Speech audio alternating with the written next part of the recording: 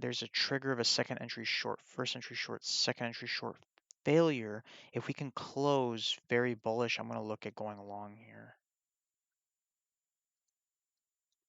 We've been in an uptrend all morning. This overall, this bigger trend that we have here had a clear break.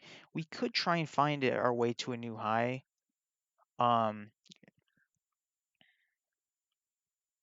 It depends on how this bar finishes.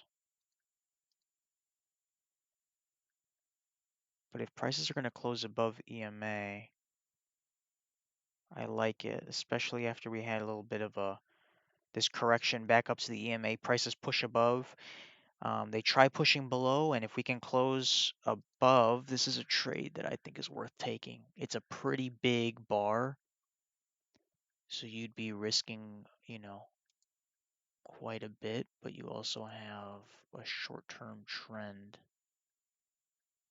even if you drew it in like this. Slight break looking for a new high.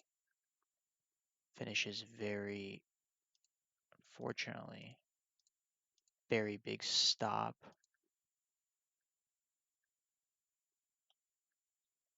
Very big stop. This will be my last trade for the day.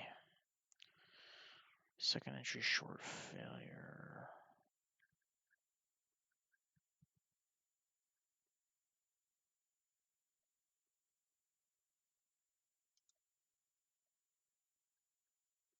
I'm already not liking this, but most likely it's gonna, There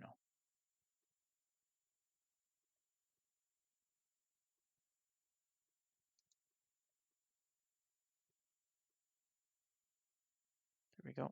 6 ticks. As big of a bar as that is, it is at least good practice. Let's go break even +1. And the runner, will just put to the highs here, looking for that overall higher. The other thing I saw, as prices were working, right, you're trying to find a solid channel somewhere in here.